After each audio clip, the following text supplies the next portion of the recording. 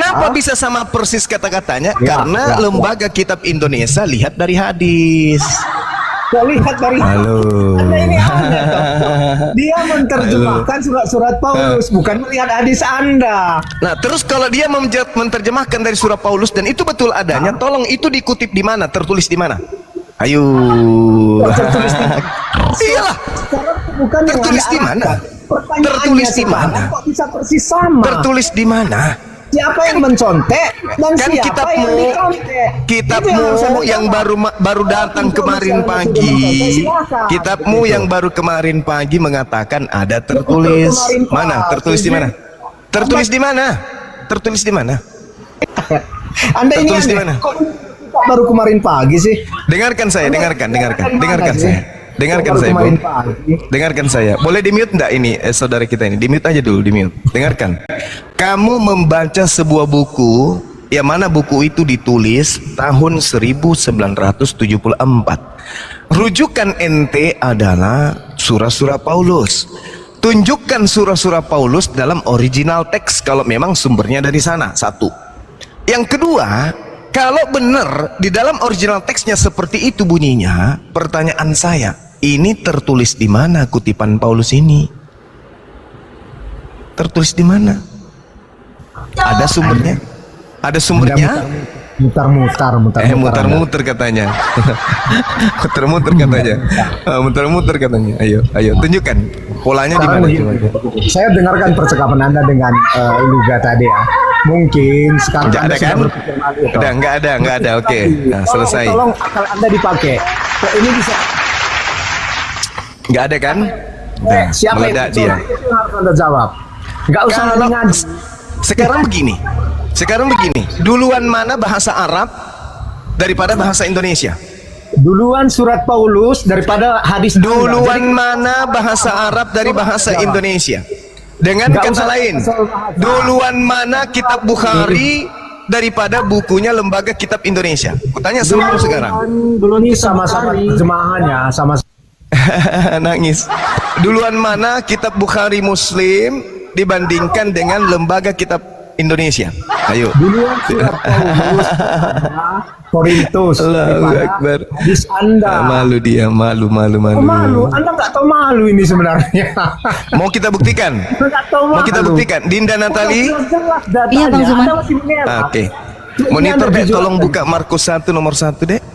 Markus 1:1 ya. Oke. Iya. Nah ini pembuktiannya lah ya. Pembuktiannya bahwa kamu itu ditipu oleh agamamu sendiri.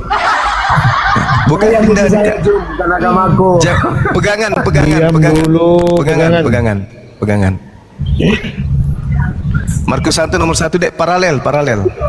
Iya, ini paralel. Nah tuh, Markus 1 nomor 1 ada kata anak Allah. Masuk ke ininya, masuk ke original text yang di bawah paling bawah. Anak Allahnya kode berapa anak Allah? Geser ke kiri, geser ke kanan. Anak Allah. Enggak ada, kosong. Inilah perlihatkan di kamera. Nah itu dia kan, anak Allah mana tuh? Dari mana ambilnya tuh? Wih. Muncul tiba-tiba. Tiba-tiba muncul. Anak pungut atau anak Allah ini tiba-tiba muncul. Ini nggak ada. Ini adalah kitab yang dikarang tadi pagi.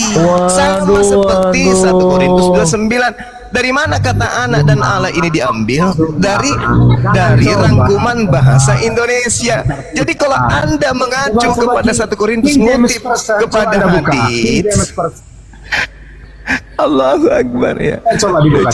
Lucu. Mana kata anak Allahnya mana?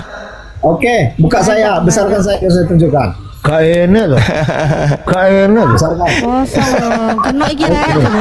Wus. Uripmu kok gak rapi. Nama kebenaran jenenge Besarkan saya, biar saya tunjukkan. Aduh. Ya silakan. Ya silakan dibesarin.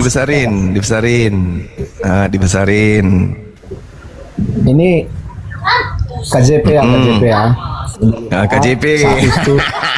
KJP. The beginning of the gospel of Jesus Christ, the Son of God. Oke, jelaskan the Son of God. Nah, mana manuskripnya? Kodenya? Mana? Apalagi? Mana? Tunjukkan dari sini. Mana kodenya? Kucluk. Mana? Ayo dong. Belajar waras napa? Apa sih? Ini kan jelas ini. Lo. Kok jadi bingung dia ya? Lo. Kok jadi bingung The dia? Son of God. Anda Dia lihat? mana? bingung lagi. Kodeks original teksnya mana? Kodeks. Sekarang Mana? Anda tunjukkan dulu manuskrip Al-Quran semua, biar saya tunjukkan lagi manuskrip Al-Quran semua. Mati mau balik. Mate balik. Teh harapan. Teh harapan. Jadi gini tuh. Mate colik. Kesimpulannya Mate hanya colik. cuma siapa yang mencontek, siapa yang dicontek? Coba Anda jawab. Bukhari dengan Lah itu tadi surat nasibnya kitabmu coba. Itu nasibnya kitabmu tadi. Kamu sudah nggak lihat Nasib nasibnya apa? kitabmu tadi? Coba Anda jawab dulu. Anak Bisa alanya Anda mana? lihat. Anak alanya mana kodeksnya? Tuliskan Paulus. Anak alanya Kok mana? lagi? Anak alanya Coba mana? Anda lihat di 1 Korintus 2 ayat 9. Kok bisa persis sama? Itu ngambil dengan di hadis mana? Bukhari? Buka akal Anda. Nah sekarang Ini 1 Korintus ini ambil dari mana? Toko-toko gitu loh. Kasihan saya. Coba buka data yang asli dong. Di situ Mereka itu oke. Pakai waktu. Saya ikuti irama Anda. Tidak. Saya ikuti irama Anda. Oke. Anda mengatakan hadits ini kemudian meniru 1 Korintus 2 nomor 9. Oke, saya ikuti. Siapa yang meniru, siapa yang ditiru? Itu yang saya bilang. Oke, baik. Anggaplah kamu benar. Sekarang tolong dong 1 Korintus 29 ini Paulus kutip dari mana? Kan di situ dikatakan tetapi seperti ada tertulis. Nah, saya mau tahu dari mana sumbernya Korintus mengambil kata ini. Yang Silakan. pertama Yesaya 64 ayat 4 di situ ada ya. Oke, kita baca. Saya tunggu. Kita baca Yesaya 64 nomor 4. Tidak ada telinga yang mendengar dan tidak ada mata yang melihat seorang Theos yang bertindak bagi orang yang menanti-nantikan Theos, hanya engkau yang berbuat demikian. Kok enggak sama bunyinya? Kok tulisannya enggak sama? Dikutip dari situ, tapi dia Paulus dengan kata yang lain digabungkan. Mana? Saya ambil lagi Di ya. situ dikatakan tidak. Dengar. Tetapi ada tertulis. Ada tertulis. Seperti dalam bahasa Yunani diartikan dengan katos grapo. Katos grapo artinya fotokopi. Persis tertulis sama seperti yang diterangkan Yesus dalam Matius 4 nomor 6. Mana? Itu Yeremia 3 ayat 16 ada lagi. Apabila pada masa itu kamu tambah banyak dan beranak cucu di negeri Yeremia 3. Nah, firman Tuhan. Yeremia 3. Oke, kita baca. Tentang tabut perjanjian itu. Tidak lagi akan. Oke, kita baca. Apabila masa itu kamu bertambah banyak dan beranak cucu di negeri ini bicara surga atau bicara di bumi? Mampus. Ayo. Ini bicara di bumi atau bicara di surga? Ayo. Tahuan nanti arahnya ujung-ujungnya ke hadis ngutipnya. Yeremia 64 gagal. Yesaya 64 gagal. Ya, Yesaya 64 gagal. Sekarang Yeremia 3:16 gagal lagi. Meskipun Paulus di sini berbohong seperti yang Anda tuduhkan, tetapi kok sama dengan di Bukhari 3005 itu yang saya tanya, bukan yang lain. Artinya bukan begitu. Kalau ternyata di Yesaya tidak tertulis begitu, tidak tertulis juga kemudian di Yeremia begitu, tapi tertulisnya di hadis, berarti Paulus ngutipnya di hadis. Tapi Anda kan mengatakan loh, Paulus kan lebih dulu. Berarti karangan ini bukan Paulus, tapi orang-orang berikutnya yang mengutip dari hadis. Ayo, malu. Pas hadis itu ditulis ya. Malu, malu, malu, malu. Iya, iya, saya malu mendengar. Malu, malu. Saya Sebab malu betul. Paulus Saya tidak betul pernah malu mendengarnya. Paulus Karena itu Paulus tidak pernah mengutip menulis hadis dalam Anda. bahasa Indonesia. Iya, betul, Berarti betul. pengarang Setuju, kitab setuju, Anda setuju. sendiri Setuju. yang mengatakan Setuju. itu dan mengutip tertulis di hadis. Makanya kalau punya kitab itu lestarikan orinya supaya Wah, jangan palsunya ya. aja yang menyebar kemana-mana. Mengutip di hadis Anda ya. Allahu Kesimpulannya ya. Akbar. Iya, Allahu kan? Akbar. Kebenaran nangis aja udah nangis nangis. Iya, nangis, udah, nangis. udah. Enggak, Kesimpulannya saya udah enggak ketahuan nangis. Saya senang bahwa sekali kitabnya ketika orang Juma ini Kristen mengatakan, itu mengutip dari hadis. Kesimpulannya saya ulang lagi, dengarkan. Kesimpulannya 2 Korintus 1 yang disebutkan 1 Korintus 2 nomor 9 mengutip dari hadis. Allahu Akbar. Masya Allah.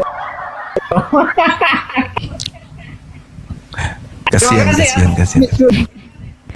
Ya, ya, terima kasih. mulai malu ya, mulai malu sekarang ya, mulai Ketawa rasakan gila. malu ya, Pulang, mulai rasa pulang, malumu ya, malu. Nah, ternyata Kok sebodoh ini ya mereka Bang Zuma ya? Kok sebodoh ini ya? kan Al-Quran sudah mengatakan, yukhadi'una Allah walladzina amanu wa ma yakhda'una illa anfusahum wa ma yash'urun. Padahal mereka tidak menyadari, mereka ingin menipu Allah. Mereka ingin menipu orang-orang beriman, padahal sesungguhnya mereka hanya menipu diri mereka sendiri, namun mereka tidak menyadarinya. Itu kata Al-Quran. Tuh, sadar enggak kalau dia sudah tipu dirinya sendiri? Enggak. Nanti muncul lagi tuh, cari lagi nih, gelisah cari lagi kemana-mana, apalagi literasi yang saya mau hantam ini apologet Islam. Tidak bisa, tidak bisa. Belum lahir orang yang bisa mengalahkan para apologet Islam, belum. Ngelawaknya parah dia ya ampun. Yang bisa mengalahkan para apologet Islam Indonesia itu adalah satu, Dajjal. Hanya itu. Kalau masih yang hidup-hidup di zaman sekarang ini mah remeh-temeh, kecil-kecil. Karena kenapa? Sandaran kita akal, sandaran mereka iman. Tidak ada yang bisa kalahkan itu. Kalau sudah iman, laki-laki pun bisa dilihat menjadi perempuan. Itu kalau sudah iman. Kambing dibedakin cakep aja gitu ya Bang ya. Cakep. Betul. Tapi kenapa kemudian kita tak mampu mengalahkan Dajjal? Yang bisa mengalahkan ya, saingan kita Dajjal. Karena Dajjal itu bermujizat. Dia seperti lebih hebat daripada nabi-nabi. Sehingga orang luluh. Makanya kita harus berhati-hati. Kayak Luga tadi naik ke sini itu kan ku bilang badanmu besar tapi matamu satu. Dajjal itu. Pengikut-pengikut Dajjal. Wa ikhwanuhum yamuddunahum fil gayyi thumma la yuksirun. Dan saudara-saudara orang-orang kafir itu adalah setan di dalam menyesatkan manusia. Saya ulang, saudara-saudara orang kafir adalah setan di dalam menyesatkan manusia, dan mereka tidak akan henti-hentinya menyesatkan. Al-Quran tuh. Coba, kira-kira kalau selama kita nyimak dunia debat, yang membantah Bibelnya sendiri siapa? Kitabnya sendiri siapa? Islam membantah Quran atau mereka membantah Bible? Mereka. Islam membantah Nabi Muhammad atau mereka membantah Yesus? Mereka. Islam membantah Allah atau mereka membantah Tuhan? Mereka. Jelas itu. Makanya dikatakan dari buahnya kamu akan melihat dia. Apa ending terakhirnya ketika dikatakan buahnya? Orang-orang yang mendengarkan perkataanku ini, kata Yesus, adalah seperti orang yang membangun rumahnya di atas batu karang. Kuat. Ketika ditanya, siapa Tuhanmu? Allah. Mana dalilnya? Innani anallah, la ilaha illa ana. Kuat. Kenapa kamu sholat? Perintah Allah. Mana dalilnya? Inna sholati tanha 'anil fahsya'i wal munkar. Kuat. Siapa nabimu? Nabi Muhammad. Siapa rasulmu? Nabi Muhammad. Mana dalilnya? Muhammadar Rasulullah. Kuat. Apa agamamu? Islam. Mana dalilnya? Al yauma akmaltu lakum dinakum. Kuat. Lalu kata Yesus, Dan barang siapa yang tidak mendengarkan perkataanku, sama seperti orang yang membangun rumahnya di atas pasir, karena mereka adalah orang yang tulul. Kita tanya, apa nama kepercayaanmu? Kliceng. Di mana Yesus pernah menyebut kata kliceng? Gak pernah. Apa nama kitabmu? Lukas. Di mana Yesus mengatakan tentang kitab Lukas? Tak pernah.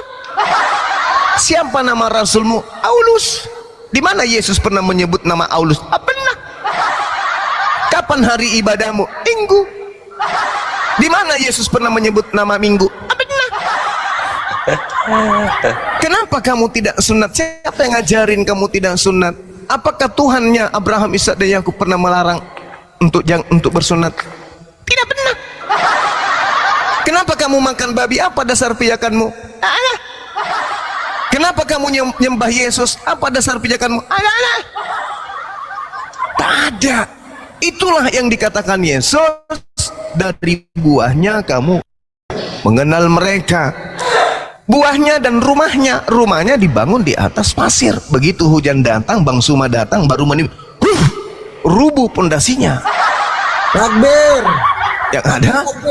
Yang ada Allahu Akbar. remah-remah emosi, jengkel, maki, menistakan, merendahkan dan seterusnya. Ujung-ujungnya apa? Meow. Jawabannya gini, Abang Suma, yang paling klasik kalau ditanya, jadi begini, udah selesai tuh bareng. Tadi malam itu Jadi begini. 400 kali lebih dibuat jadi begini, jadi begini, jadi begini. Jadi tak ada dasarnya ya, sahabat-sahabat, rekan-rekan sekalian, untuk kita umat Islam itu sampai mau mengizinkan generasi kita masuk ke dalam agama yang isinya buah-buah dari pengajaran nabi-nabi palsu yang dinubuatkan oleh Yesus itu sendiri. Kita harus mempermantap, barisan kita harus semakin diperkuat. Saya lihat Dinda Natali semakin kuat, Bang Palopo juga, Dinda Estar, semuanya insya Allah, alhamdulillah. Ditambah lagi orang-orang cendekiawan Islam di antara kita kayak Kandito, teman-teman yang lain, Dinda Fandia masih muda. Ayo semua rapatkan barisan. Belum lagi saya lihat pemerhati dunia apologet ini semakin hari semakin ramai, semakin banyak, dan orang semakin menikmati debat-debat ini. Maka mari para apologet semangat terus, perjuangkan Islam ini supaya dikenal banyak orang. Islam ini supaya yang tadinya keluhan-keluhan beberapa tahun yang lalu yang datang ke saya, ibu, bapak, anak selalu mengeluh tentang agamanya. Kenapa enggak dari dulu Pak ada debat begini Pak, supaya kami tahu perbedaannya antara agama kami dengan Islam. Karena yang kami tahu Islam itu bunyi masjidnya, lewat minanti itu di rumah tak pakai sarung pergi di masjid.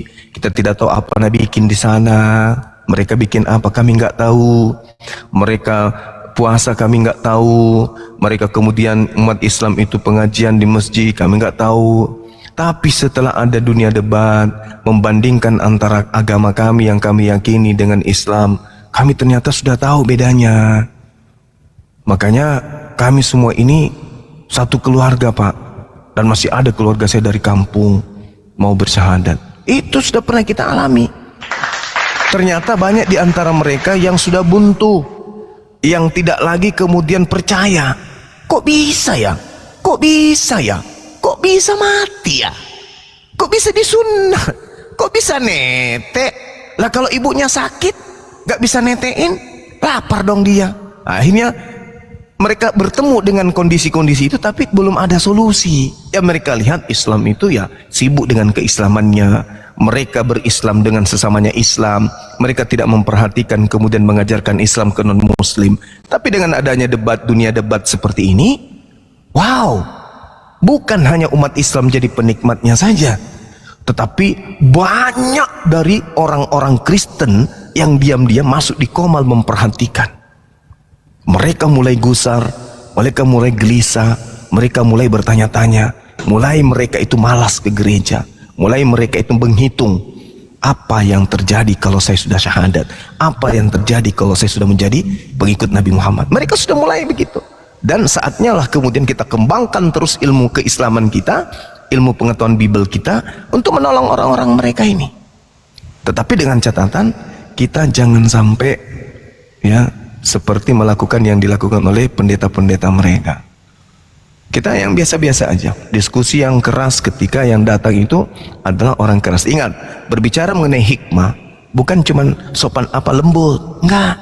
Hikmah itu perang juga. Perang itu juga adalah hikmah. Orang mempersiapkan 2 rakaat, mengasah golok untuk masuk ke medan perang. Kalau ada peperangan ini, untuk membela negara dan seterusnya. Itu juga hikmah. Jangan dikira hikmah itu selamat siang Pak Ayu. Iya, kami memang memerintahkan kepada anak-anak. Bukan kayak begitu hikmah itu. Hikmah itu bukan begitu. Hikmah itu nahi mungkar. Keras terhadap orang yang menghujat itu hikmah. Tegas terhadap orang-orang yang menistakan itu hikmah. Karena Islam didirikan bukan hanya dari satu pilar. Islam itu didirikan dengan akhlakul karimah, akhlak yang baik. Akhlak yang baik itu bukan hanya sekedar bersapa-sapa, santun, attitude, tidak. Akhlak yang baik itu, akhlakul karimah itu adalah mengatakan ya kepada yang hak, menyatakan tidak kepada yang batil. Jadi kita tidak serta-merta kemudian harus berlemah lembut dalam hal Islam dihujat lemah lembut. Tidak, bukan begitu. Itu bukan ilmu hikmat itu namanya.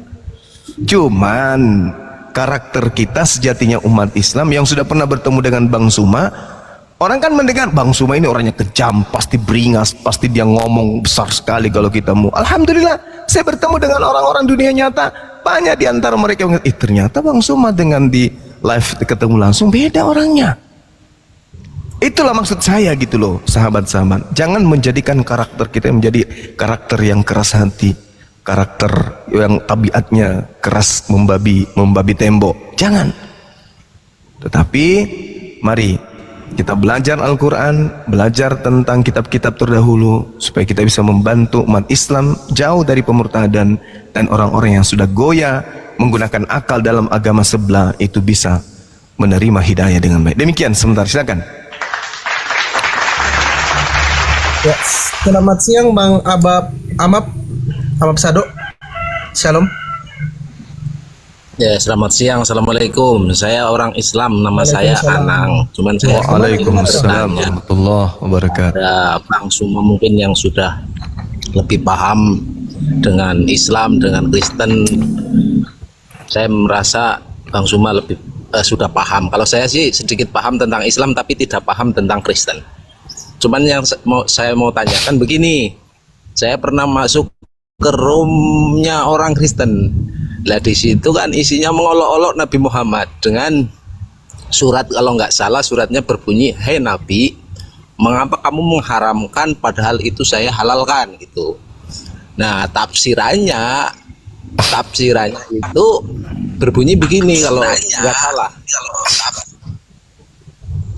Jadi kasusnya diceritakan kasus bahwa Nabi Muhammad itu mensetubui Siti Hajar kalau saya salah, budak di situ kan. Siti Hajar, salah. Iya kalau nggak salah. Ya pokoknya budak. Jadi ada yang melihat terus wanita satunya itu nggak terima. Nah, saya bingung kok bisa begini tafsirannya. Lah, saya pikir lah ini kok antara ayat dengan tafsiran ini nggak nyambung. Yang dihalalkan apa, yang diharamkan apa. Lah kok ini yang diceritakan Nabi Muhammad, sedangkan Nabi Muhammad itu ditegur dengan dia mengharamkan sesuatu, kan nggak nyambung. Lah saya cuma ngomen ini nggak nyambung tafsirannya. Lah yang saya tanyakan ke Bang Suma ini ya, apakah dari sekian banyak mungkin dari gereja atau dari orang Kristen itu sendiri punya ahli tafsir Al-Quran yang khusus menyelewengkan arti makna dari surat-surat itu, karena itu tafsirannya menurut saya tidak nyambung dengan ayat tersebut gitu loh. Jadi tafsirannya versinya orang Kristen itu sangat tidak nyambung. Kalau tafsir kan harusnya nyambung dengan ayat. Seperti itu satu.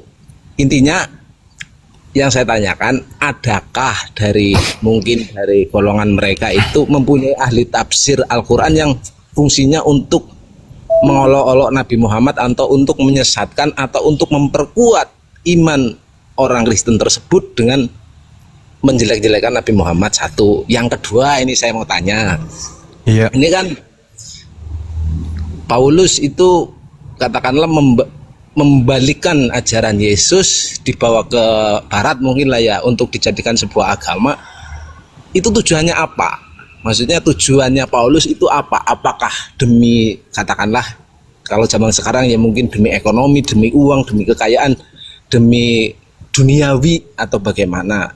Itu saya pengen tahu ya, mungkin jadi biar jelas, maksudnya biar jelas visi atau misi Paulus itu menyebarkan agama yang mengkambing hitamkan Nabi Isa itu bersifat duniawi atau bersifat akhirat lah, katakanlah untuk beribadah beneran, apa memang hanya bersifat duniawi sehingga bisa menghasilkan pundi-pundi uang seperti perpuluhan dan sebagainya lah, saya nggak tahu. Intinya tujuannya Paulus, mungkin Bang Suma bisa menjelaskan. Oke, baik. Jadi yang pertama ya, terkait dengan apa yang saudara kita pertanyakan di dalam surah At-Tahrim ayat pertama, Allah Subhanahu wa taala kemudian menerangkan,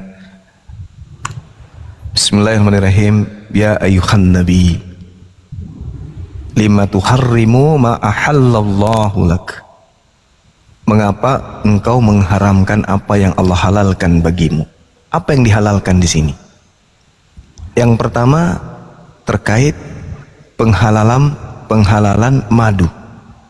Wa auha rabbuka ilan nahli anittakhizi minal jibali buyutaw wa minas syajarah wa mimma ya'rithun ra'usyun. Allah menghalalkan madu. Kenapa diharamkan? Itu satu. Kan beliau mengharamkan madu kan, sementara Allah menghalalkan. Nah, jelas di ayat selanjutnya kemudian perintah Allah, summa kulli min kulli thamarat, minumlah makanan dari segala buah-buahan, lalu tempuhlah jalan Tuhanmu yang telah dimudahkan bagimu. Dari perut lebah itu keluar minuman madu yang bermacam-macam warnanya. Ini perintah Allah. Berarti Allah menghalalkan madu, kenapa diharamkan? Lalu kemudian, kalau tuduhannya terkait dengan menyetubuhi atau apapun dari sanggahan-sanggahan, apa dari tuduhan mereka, loh, menggauli istri itu adalah halal, kenapa diharamkan? Walladzina hum li furujihim hafizun. Orang yang memelihara kelaminnya illa ala azwajihim, kecuali terhadap istrinya.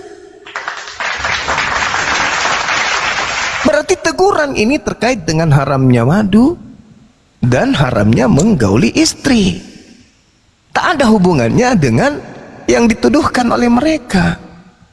Itu tak ada, makanya tafsirannya itu berbeda. Nah, adakah kemudian mereka ini ilmu atau disiplin ilmu? Ya kita tahu di STT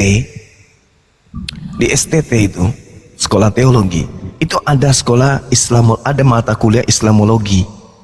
Mereka mengkaji data-data Al-Quran, terjemahannya yang bisa dipelintir untuk menguatkan iman mereka, menguatkan hujjah mereka, dan melemahkan iman Islam awam. Itu yang harus kita paham. Jangankan ilmu tentang Al-Quran, tentang Bible aja mereka cuma bisa apa? Eksegesis, hermeneutika. Apa dasar pijakan hermeneutika? Nggak ngerti. Nggak ada, cuma tafsir tok. Jadi tidak ada disiplin ilmu kemudian yang mereka gunakan secara ilmu baku terkait dengan objek kebenaran layaknya Al-Quran yang mereka pakai, nggak ada. Kalau kita ada ilmu nahwu, sharaf, balaga, i'rab, mantik dan seterusnya, mereka nggak ada. Itu yang pertama. Kemudian yang kedua terkait dengan pertanyaan tadi, Nabi siapa? Paulus. Jangan ke Islam, ke Yesus aja, ke Bible aja. Kata Yesus kepada orang-orang Yahudi, wahai orang-orang Yahudi, waspadalah kepada nabi-nabi palsu yang datang menyamar seperti domba, datang menyamar seperti Yahudi, padahal mereka non-Yahudi. Dari buahnya kamu bisa melihat dia. Satu, memanggil aku Tuhan, menyeru aku mengusir setan pakai namaku, bernubuat pakai namaku, mengusir setan pakai namaku, bermujizat pakai namaku. Jadi tanda-tanda nabi palsu itu. Di mana mereka pergi? Neraka. Di mana dalilnya? Yohanes Matius 7 nomor 23. Pada waktu itulah aku Yesus akan berterus terang kepada mereka, enyahlah daripadaku, kalian semua adalah pembuat kejahatan.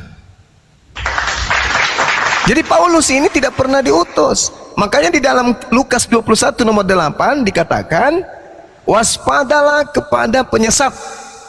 Waspadalah kepada penyesat yang datang kepadamu dengan membawa-bawa namaku, memakai namaku, dan dia akan mengatakan, akulah Tuhan, akulah dia.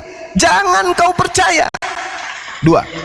Yang ketiga, Matius 24 nomor 24, nabi-nabi palsu itu mampu bermujizat.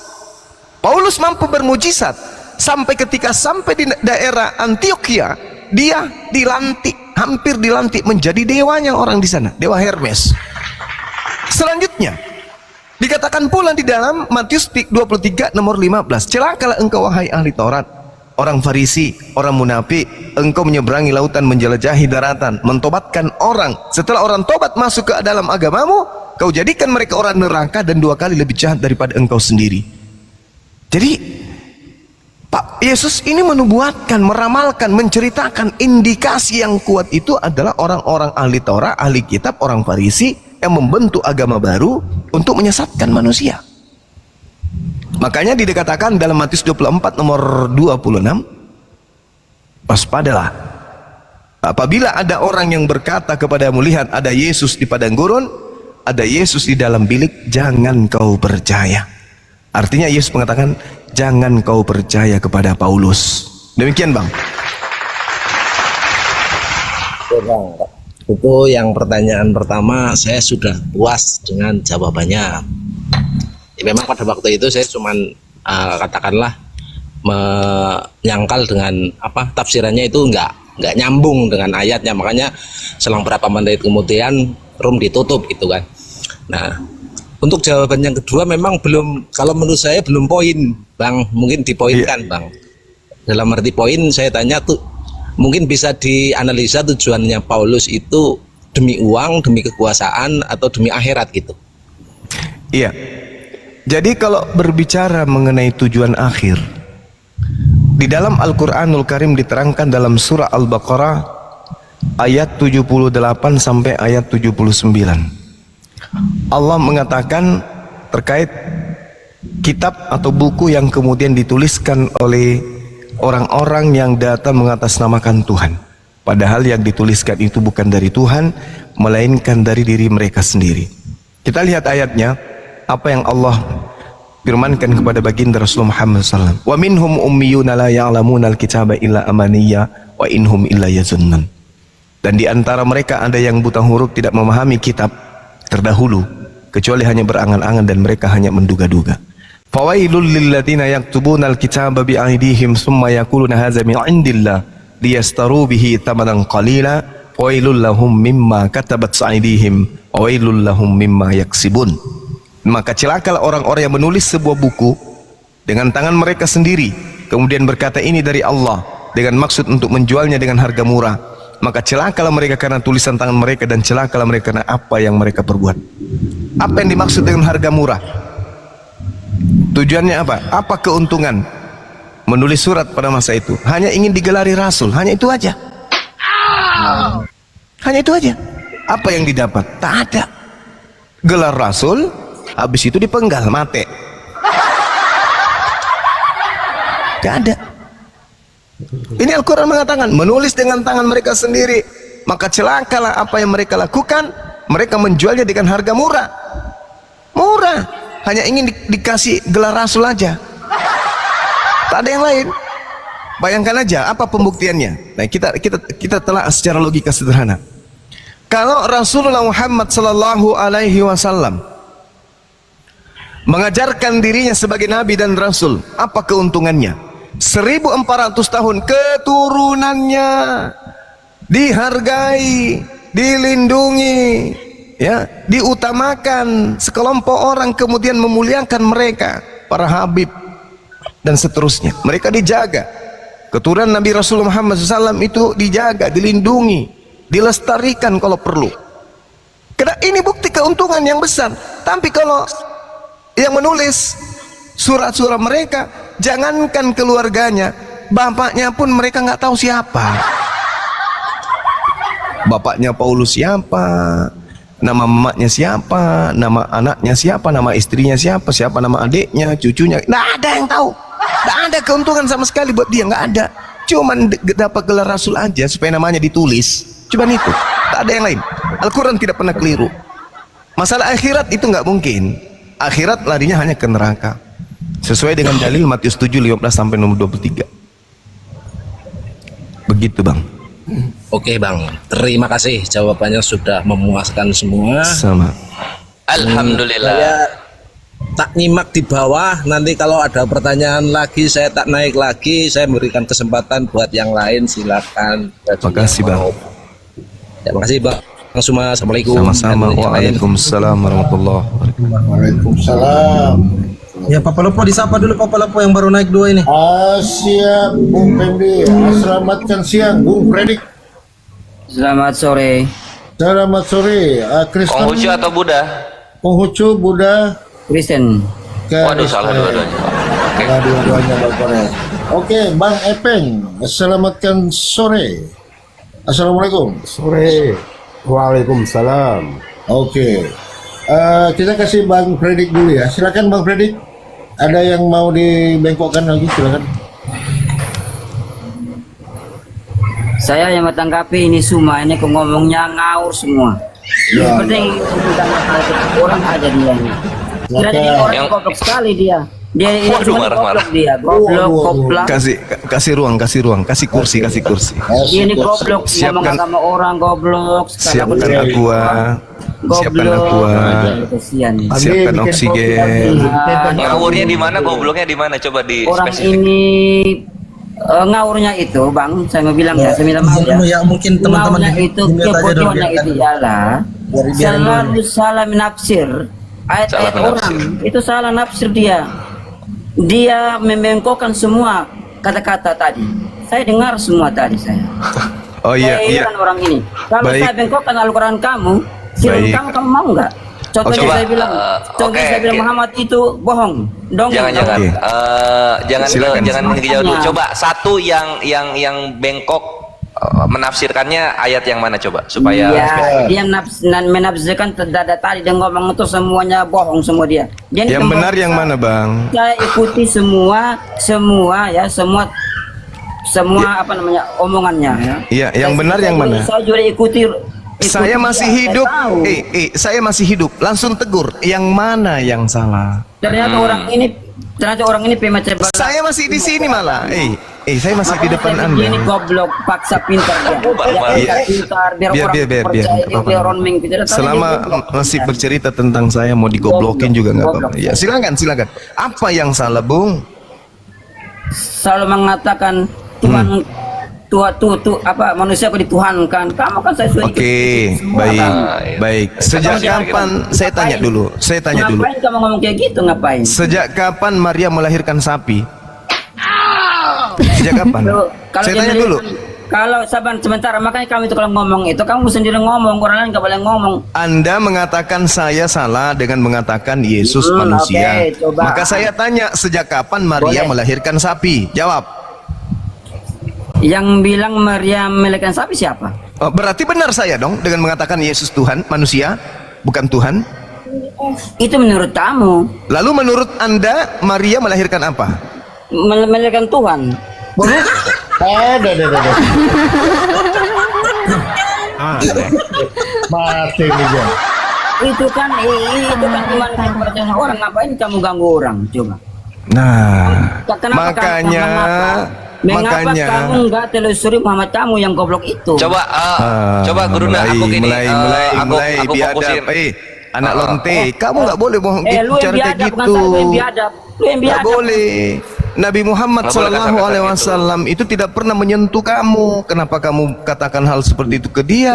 Kamu juga selalu hina Yesus. Yesus juga pernah menyentuh kamu apa? Coba. Saya justru membela Yesus yang kau katakan anak Siapa yang dewa. suruh kamu bela dia? Siapa yang suruh kamu bela dia? Lah itu Nabi saya, Siapa kuclok. yang suruh? Itu Nabi saya. Siapa yang Itu suruh? Nabi saya. Kamu belajar aja sama Itu Nabi kamu, saya. jangan masuk-masuk Yohanes agama orang. 16 nomor 13, Kalau apabila kamu roh agama kebenaran orang, jadi itu datang, rusak agama maka kamu. dia akan memuliakan aku. Kami sangat memuliakan dia. Kenapa kamu mengatakan dia anak dewa? Malah di agamamu disebut sebagai anak binatang. Itu Nabi kami yang datang di tengah-tengah Bani Israel itu adalah manusia suci. Kenapa kalian katakan anak hewan? Hah? Janganlah kayak begitu. Islam itu ingin mengangkat derajat Yesus yang adalah Nabi Isa yang kalian palsukan namanya menjadi Zeus Yesus, yang adalah anak manusia suci yang kalian katakan sebagai anak Tuhan. Siapa yang Islam palsukan? datang Siapa yang untuk palsukan? mengajarkan kalian Cuma- bahwasanya Nabi itu adalah manusia suci, bukan manusia terkutuk. Pasukan Betul. siapa yang- Sekarang begini. Siapa? Sekarang Siapa begini. pasukan? Sekarang begini. Saya Sekarang saya tanya dulu. Saya tanya dulu. Kita Yesus dan ini Isa, kita adil. ini- Kita adil. Ini memang yang sama, beda Kita adil. Bang, beda. Kita adil. Kita adil. Beda. Kita adil. Anda tadi Oke, menuduh siap. Nabi saya. Sekarang kita adil. Saya mengatakan Yesus bukanlah manusia terkutuk, tapi dia adalah manusia suci. Anda tadi menuduh Nabi saya, tapi saya sebagai Muslim mengatakan Yesus yang lahir di tengah Bani Israel, lahir tanpa ayah, itu adalah manusia suci yang sangat mulia. Sekarang menurut saudara, yang mati terkutuk di atas tiang salib itu Yesus atau bukan? Predik. Jawab. Yesus, kenapa? Tuh, coba. Sekarang siapa yang memuliakan Yesus, saya atau Anda? Ya saya lah, masa kamu sih? Kamu itu manusia. Kamu mengatakan Yesus manusia terkutuk. Saya mengatakan Yesus manusia mulia. Yang bilang sebentar, yang bilang Yesus manusia terkutuk siapa? Lah, tadi Anda mengatakan yang mati Iya. terkutuk di atas tiang salib itu siapa? Nanya. Sebentar, makanya nanya itu harus pelan-pelan. Kamu kan nanya, Yesus disalib enggak? Saya bilang disalib. Lalu kenapa? Oh, saya nggak tanya itu. Kamu jangan bohong. Saya tidak tanya itu. Saya mengatakan yang mati terkutuk. Yesus mau menerima kutukan itu. Oh, berarti Dia benar. menerima kutukan itu, dia membebaskan kami dari kutukan itu. Kamu tahu nggak? Oke. Berarti betul. Dibebaskan, Yesus Bos. itu manusia terkutuk. Kami dibebaskan dari kutukan dosa. Kami dibebaskan, Bos. Kami sebenarnya dikutuk, tapi karena dengan kuasa kasihnya, dengan cinta yang luar biasa, dibebaskan kami umatnya dari kutukan itu, Bos. Oke. Saya mau tahu. Oke, mana Tahu, dalilnya? Mana dalilnya kalau kamu itu dikutuk? Mana dalilnya? Ya kami kan orang berdosa. Tapi Mana dengan kuasa dalilnya? kasihnya, Mana dengan cintanya, dalilnya? Mana dosa kami dalilnya? dibebaskan, dosa Mana kami dalil? dihapus, dosa kami Mana dalil? diampuni. Mana Tapi dalil? Kamu, saya baca dalam Al-Quran kamu. Mana di situ dalil? Kamu dikutuk, tahu nggak? Mana kamu? dalilnya? Kamu dikutuk. Baca sendiri Al-Quran kamu. Oke. Kamu udah nggak pernah Jadi, baca. Kamu oke. Predik. Jadi kalau ada orang yang memperkosa mamanya sendiri, dosanya ditanggung Yesus. Siapa yang memperkosa? Iya. Saya begini. tanya samamu, Makanya begini. kalau Oke, ada siap. orang Kristen memperkosa Iya. bapaknya atau memperkosa ibunya sendiri, dosanya ditanggung Yesus. Udah. Kutanya samamu, jawab. Aku boleh jawab, boleh. Kamu diam. Supaya aku jawab. Setiap manusia ketika dia berbuat dosa dan setelah dia berbuat dosa dan dia diampuni, dihapuskan, maka dia jangan berbuat dosa lagi. Begitu, Bang. Saya tanya samamu. Semua Orang-orang orang dengar. Oke, siap. Orang-orang Roma, orang-orang Yunani yang memperkosa kebunian binatang, memperkosa perempuan-perempuan, membunuh orang tuanya. Begitu Yesus datang mati di atas tiang salib, dosa-dosa mereka memperkosa perempuan, memperkosa binatang itu semuanya dihapus dan ditanggung Yesus. Begitu? Udah selesai. Begitu? Udah selesai, aku jawab. Jawab. Oke, siap, Bos. Ketika orang-orang yang membunuh orang tuanya, memperkosa sanak saudaranya, ketika dia bertobat maka dia diampuni, bos. Dia bertobat, dia diampuni, bos. Dia bertobat, dia diampuni, bos. Bukan bertobat. Saya tidak tanya bertobat. Dosanya terhapus. Ya, Dosanya maka terhapus. Dengar. Dosanya terhapus dengan Yesus mati di tiang salib secara terkutuk, begitu. Jadi orang Roma memperkosa mamanya sendiri, membunuh ibunya sendiri. Yesus datang mati di atas tiang salib untuk menghapus dosa-dosa pembunuhan terhadap ibunya, gitu. Begitu maksudmu? Begitu maksudmu? Udah selesai kamu ngomong. Begitu maksudnya? Iya, kamu udah belum? Jadi orang Roma, orang Yunani membunuh ibu kandungnya yang melahirkan dia. Begitu Yesus datang mati di atas tiang salib, maka dosa membunuh ibu kandungnya tadi dihapus. Begitu? Udah selesai ngomongnya. Begitu maksudnya? Jawab. Iya. Udah selesai ngomongnya. Aku ngomong lagi. Ingat ya, narasi saya ingat. Orang Roma, orang Yunani membunuh ibu kandungnya sendiri yang sedang hamilkan adiknya, yang sedang mengandung adiknya. Ibunya mengandung 7 bulan. Karena minta uang jajan tidak dikasih oleh ibunya, maka ditusuklah lambung ibunya, rahim ibunya, matilah adiknya yang ada dalam kandungan, lalu digorok lehernya ibunya. Yesus kemudian datang, mati di atas tiang salib untuk menghapus dosa anak tersebut. Begitu maksudnya? Jawab. Udah. Kamu udah selesai ngomong? Silakan jawab saja. Oke. Kalau saya ngomong kamu jangan ngomong, nanti saya ngomong kamu ngomong kan ribut jadinya. Oke. Mengapa Yesus Tuhan kami harus turun ke bumi? Dia turun ke bumi itu akibatnya karena manusia kehilangan kasih sayang di bumi ini. Saya tidak tanya itu. Saya tidak tanya itu. Jangan kau pakai acara Paulus. Jangan kau pakai cara-cara Paulus. Jangan. Yang saya tanya langsung ke poinnya. Langsung to the point. Seorang anak membunuh ibu kandungnya yang sedang hamil 7 bulan dengan cara menusuk perut ibunya sehingga adiknya pun mati. Habis itu tidak puas membunuh janin ibunya, digoroknya leher ibunya. Kemudian besok pagi terdengar kabar dari Yerusalem bahwa seorang dewa turun ke bumi untuk menghapus dosa anak tersebut. Apakah begitu? Ya atau tidak? Jawab. Saya akan menjawab. Kamu ngomong gimana saya bisa jawab. Saya tidak perlu narasi Paulus, narasi gereja saya nggak butuh. Saya mau to the point dari kasus yang saya bawa. Ini nggak bisa diskusi kayak gini nih. Ini nih botol kamu nih membotol nih. Saya tanya apa? Kenapa kamu bertanya kemana-mana? Saya tanya, saya nggak butuh penjelasan. Saya tidak butuh penjelasan. Saya cuman mau mendengarkan jawaban. Ya atau tidak. Kamu ini goblok. Masa saya ngomong kamu gak mau kasih saya ngomong? Saya tidak tanya itu. Yang saya tanya seorang anak. Iya bang sayang. Beri kesempatan saya berbicara. Tapi saya tidak sedang ingin mendengarkan colote mimbar gerejamu. Bullshit. Kesempatan berbicara gimana? Saya dengarkan narasi saya. Seorang anak menikam ibunya dengan pedang, di mana ibunya sedang hamil, tembus masuk ke dalam rahim, mati juga anaknya yang adalah adiknya sendiri. Setelah itu belum puas, digorok juga ibunya. Besok hari Minggu, hari Jumat sore, tiba-tiba dewa kamu Yesus itu mati di atas tiang salib. Apakah dosa anak yang membunuh adiknya dan menyembelih ibunya tadi seketika terhapus kemudian? Jawab, ya atau tidak? Orang jawab kamu ngomong, orang jawab kamu ngomong. Biar kamu ngomong aja deh, biar aku dengar. Aku turun aja deh, bosan sama kamu. Pikirkan pertanyaan saya itu, karena saya tahu kamu ketampar dengan kasus itu. Masih mau aku datang besok? Itulah yang kemudian didoktrin sama kalian. Ingat saudara-saudara Kristen Indonesia. Ini Bang Suma yang berbicara. Dengarkan. Kalian Kristen ini adalah Kristen keturunan. Kalian bukanlah Katolik yang pertama kali. Bukanlah kalian ini penyembah Yesus yang pertama kali. Kalian ini generasi ke-16, bahkan generasi ke-17, bahkan generasi ke-18 dari penyembahan yang diajarkan oleh Romawi pertama kali. beruntun, berunut, kemudian bergeser dari Roma, Vatikan, bergeser sampai ke Belanda, Belanda masuk ke Indonesia. Pahami itu.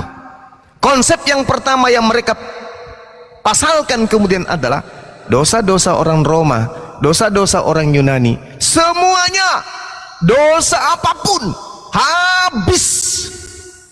Berapa banyak runutan kalau kita susun dosa-dosa manusia di atas muka bumi?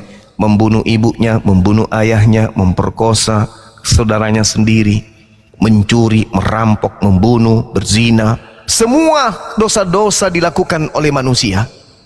Ya, dosa apa yang paling bejat? Itu semuanya ditanggung oleh anak orang di atas tiang salib.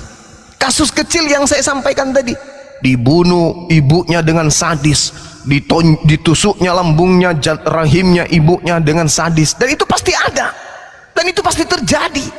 Apalagi zaman dulu, 2000 tahun yang lalu, 2500 tahun yang lalu, sebelum Masehi dan seterusnya, betapa banyak dosa-dosa itu terjadi. Tuhan datang ketika manusia berdosa, menghancurkan Sodom Gomora. Tapi ini aneh, ada Tuhan yang datang bunuh diri untuk menghapuskan dosa-dosa pelaku maksiat. Sodom Gomora diratakan, Fir'aun dihabiskan, Qarun dihancurkan. Tapi ada yang aneh, dosa-dosa beringas binatang yang berupa manusia terhapus seketika dengan cara membunuh Tuhan mereka di atas tiang salib. Apa ini? Apa ini? Makanya tak sanggup anak ini tadi menjawab. Ada seorang anak menikam ibunya, menusuk rahimnya, mati janinnya. Tidak puas lagi, dia tebas lehernya ibunya. Datang bapaknya menolong. Begitu dia balik lihat bapaknya, dia tebas juga lehernya. Begitu saudara-saudaranya yang lebih tua datang, dia tebus lagi lehernya semua, mati bersecuran. Tetangga-tetangga datang menangkapnya, dihabisin semua tetangga-tetangganya, mati lagi kemudian. Habis itu dia rampok hartanya orang semua. Begitu Yesus mati, dosa-dosanya dihapuskan. Ganteng kalilah, cakep kalilah ajaran ini. Hebat kalilah. Parah. Padahal Yesus mengatakan di endingnya, Yohanes 5 nomor 29, ketika kiamat sudah terjadi, orang-orang dibangkitkan kemudian untuk dihukum sesuai dengan perbuatan masing-masing. Yang berbuat baik ketika di hidupnya dibangkitkan untuk mendapatkan hidup kekal di surga. Yang kemudian berbuat dosa di kehidupannya di dunia dibangkitkan untuk dihukum di neraka. Yohanes 5 nomor 29. Kenapa ajaran Yesus ini tak mau didengarkan? Kenapa?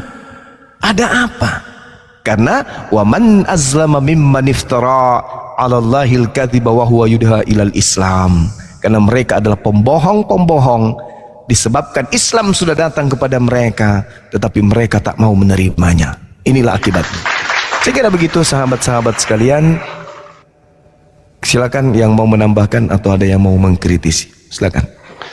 Ya, ini Gurunda, aku tadi tuh mau memastikan gitu ya, itu tuh Tuhannya itu Tuhan yang menciptakan alam semesta yang dilahirkan lewat Maria itu ya? Iya. Oh, bisa? Iya, betul. Ke situ ya pikirnya ini? Yohanes 1 nomor 3.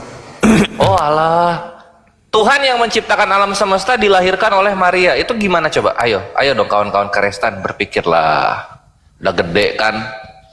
Ya ada Tuhan menciptakan alam semesta, dilahirkan. Ini kan artinya bukan maha kuasa ini namanya maha Brata. Ini namanya mahasiswa. Aduh. Belum lagi sebelum melakukan prosesi firmannya itu dia nunggu 9 bulan loading 9 bulan. Lu ke bandara imigrasi aja itu ngabisin nggak akan berbulan-bulan, 2-3 jam beres. Yesus ini Tuhan turun ke bumi untuk aktif di bumi, dia membutuhkan waktu sekitar 9 bulan. Please lah. Di sini kalian itu diajak berpikir gitu loh, daripada ngehujat, dikasihlah kalian logika yang benar mengenai ketuhanan. Ngambek. Emosi. Gurunda sampai di ngomongin yang aneh-aneh coba. Aduh. Iya. Tapi Ilmu gini Bang gratis Kores. malah marah.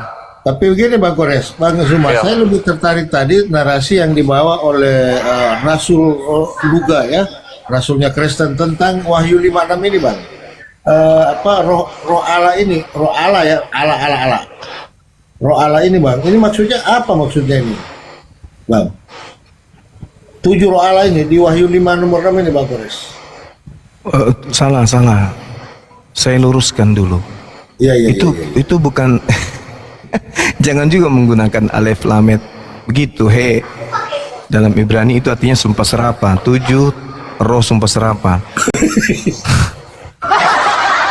Itu bahasa jadinya lari ke Ibrani ini kalau tulis Allah. Iya. Mazmur 10 nomor 7. Jadi harusnya di situ roh dewa, karena kan teos, roh dewa dalam kurung teos. Nah, kalau berbicara 7 roh dewa yang turun ke bumi, ya mungkin maksudnya dewa padi, dewa kesuburan. Mungkin itu maksudnya. Karena kan mereka penyembah teos kan, penyembah dewa kan, penyembah roh kan. Benar nggak? Betul. Iya, sedangkan Tuhan itu kan bukan roh. Sementara mereka mengklaim Yohanes 4, Tuhan itu, teos itu adalah roh, maka sembahlah dan roh dan kebenaran. Berarti teos ini dewa dong. Yang turun ke bumi ada 7. Yang satu mungkin maksudnya Bapa, kedua anak, ketiga bermerpati. Kan yang identi dengan binatang-binatang itu kan persembahan-sembahan paganisme kan? Benar nggak? Dewa-dewa mereka dalam wujud binatang kan di mereka kan, orang-orang paganisme Romawi Yunani ini kan. Yang nyembah-nyembah roh juga Gurunda. Nyembah-nyembah roh itu kan roh binatang. Oke, jadi ya kita masih cari 4 dewa ini mana. Nah itu yang saya tanya Bang, 4 dewa ini kan Ya, 3-nya udah turun nih. ya. Nah 4-nya ini yang mereka harus cari. Mati Mija, balas jangan sampai yang satunya itu yang berbentuk kulit, yang sudah dipotong. Tapi ini kita tidak tahu dewa apa nanti namanya dia ini. Cincin maut. 7 roh Allah bermata 7. Ini roh Allahnya satu badan gitu ya? Inilah ke-7 roh teos, roh dewa yang turun ke bumi. Mana tahu dewa Baal, dewa Molok, pisah-pisah tempat, mana tahu, wallahu alam bissawab. Mana tahu. Ini yang bisa jawab ini Pendeta Gilbert yang bisa jawab. Iya, yang aku pengen tahu ini Gurunda. Itu setiap roh matanya 7, badannya berapa? Mata 7, tanduk 7.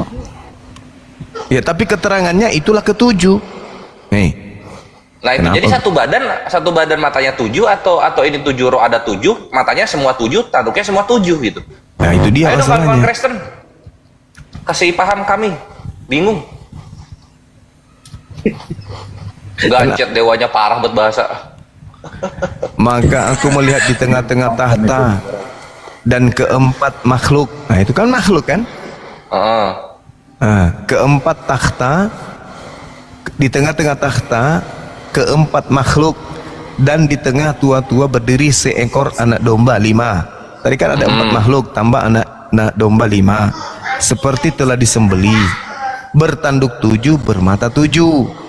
Itulah ke-7 roh teos, dewa yang diutus ke seluruh bumi. Ke seluruh bumi berarti berpencar mereka, Dek. Terus gini juga Bang Zumai, Atau enggak, ini pawai gitu, satu tempat satu kali.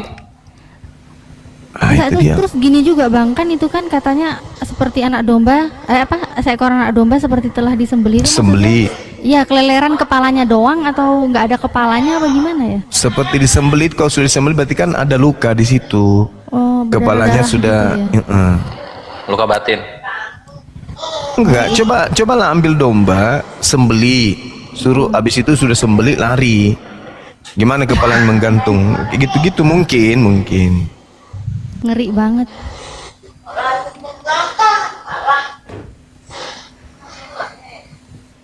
Zeus kayak gitu nggak ya?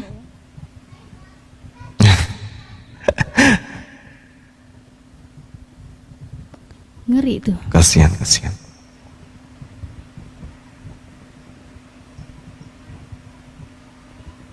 Jadi mereka menganggap nyaman kan? Mereka merasa nyaman gitu loh dengan keadaan yang sangat nyaman mereka. Kenapa? Karena mereka sudah dijauhkan dari aslinya, merujuk kepada keislaman-islaman. Jadi mereka merasa nyaman. Tapi kalau mereka kita kembalikan ke yang aslinya, ori ajarannya pertama-tama, kali-kali pertama, ya mereka akan sadar seperti ini. Dewa, Theos sama dengan dewa, bertanduk 7, bermata 7. Itu mereka mau tidak mau mereka harus berpikir, oh iya juga ya. Iya juga ya. Tapi kan di Indonesia ini kan kitabnya sudah ke-Islam-Islaman tuh. Semua kayak Islam-Islam banget. Iya, istilahnya maling punya Islam, terus Islamnya malah disalah-salahin. Istilah lu aja maling punya Islam. Bisa kita salahnya gimana?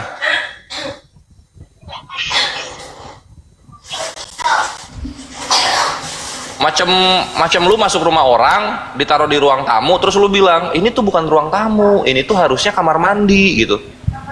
Apalah lu ini? Tapi Bang Kores, kalau ini yang udah disembelih ini masih imut loh, tanduknya masih kecil loh. Yang udah disembelih, tapi apa ini apa yang gimana? Ini lain-lain Bang. Nah ini, Ya ini gitulah. ini masih kecil-kecil tanduknya nih. Ini apa ini? Ajaran apa ini yang begini nih, kira-kira ini? Halah. Ih, takut banget sih. Kayak gitu. Mana itu? You know, itu kambing kecil. Muka isinya mata semua. Ngeri ya. Ngeri banget.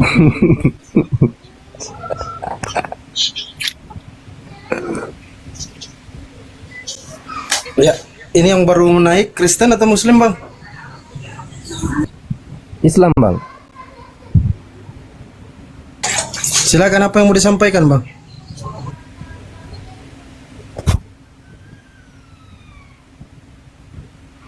Saya mau ngundang Pak Bom Bom.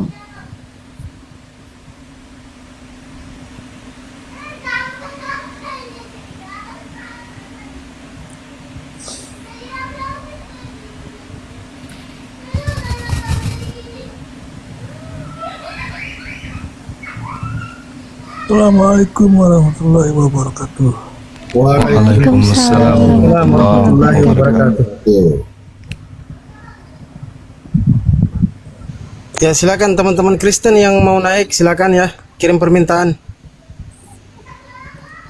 Untuk teman-teman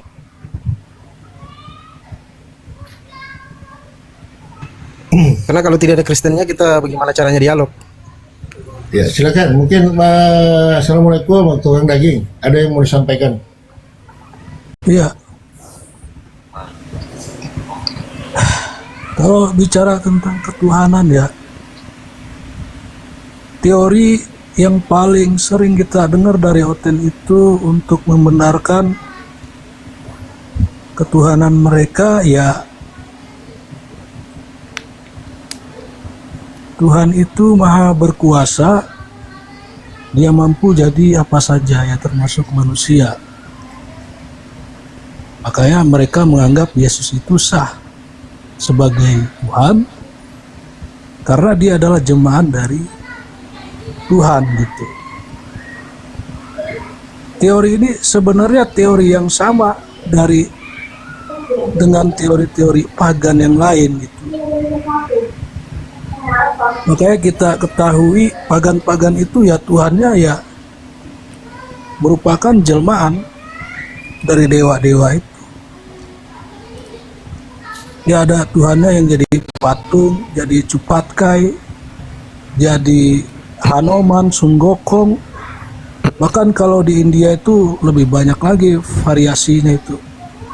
Ada tikus pun juga dianggap jelmaan dewa. Bang, maaf Bang, kan teman-teman Kristennya juga belum naik gitu. Ya kita bernarasi aja gitu. Bahkan di India itu ya Kalau kita lihat di YouTube, sepeda motor pun dia juga ada jelmaan dari dewa gitu. Sepeda motor ada didewakan di India sana. Nah, ini berangkat dari teori seperti itu tadi. Tuhan mampu jadi apa saja, ya termasuk juga ya manusia. Nah, kesalahan teori ini ada dua sebenarnya. Yang pertama itu dia menabrak rasionalitas gitu. Yang mana kalau kita berpikir secara rasional, kita itu nggak bisa menyamakan satu objek dengan objek yang lainnya. Misalnya kita menyamakan antara duit dengan daun, itu nggak bisa. Menyamakan antara kucing dengan gajah, itu nggak bisa. Termasuk menyamakan manusia dengan Tuhan. Karena masing-masing setiap objek, hal, perbuatan maupun fenomena itu punya ciri-cirinya, konsepnya, bentuknya, karakternya, potensi-potensinya.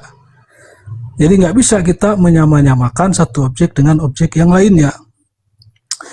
Cuman dalam kekristenan banyak doktrin dan juga liturgi mereka yang memang menggiring orang penganutnya, pengikutnya itu untuk tidak menggunakan akal sehatnya. Ya misalnya dalam liturgi mereka ada ritual memakan roti tetapi diumpamakan seolah-olah itu adalah daging begitu. Atau menyamakan anggur dengan darah. Ini jelas orang itu tidak melihat roti sebagaimana apa adanya roti itu lagi. Tapi yang ada di dalam pikirannya, roti ini adalah objek yang berbeda, daging begitu. Maka kalau kita ngomong sama teman-teman Oten, memang sulit untuk mengajak mereka berpikir secara objektif ya. Ketika kita tanya, Yesus itu Tuhan, dia bilang manusia. Ketika kita kejar dia manusia, dia bilang Tuhan.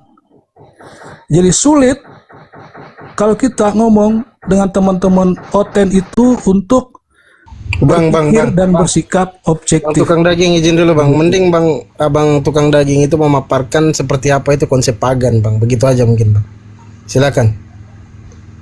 Kalau pagan panjang lebar lagi nanti. Ini sedikit lagi apa, sambil menunggu teman-teman Kristen yang punya otak sedikit saja yang bisa naik untuk dialog. Pagan secara istilah itu penyembahan kepada berhala. Maksudnya adalah memang Tuhan yang goib itu, yang transcendence ya, yang nggak bisa kita lihat, kita teliti, kita amati itu, dia menjelma menjadi sesuatu yang konkret. Nah, sesuatu yang konkret ini kita bisa ketahui dari ajaran-ajaran pagan itu wujudnya, sosoknya gitu. Ya diantaranya batu, dan selain itu ya dia dipersonifikasi. Bentuk Tuhannya itu ya, atau dewa-dewanya itu ya manusia. Kalau di Yunani, dewa-dewanya ya mirip orang Yunani itu.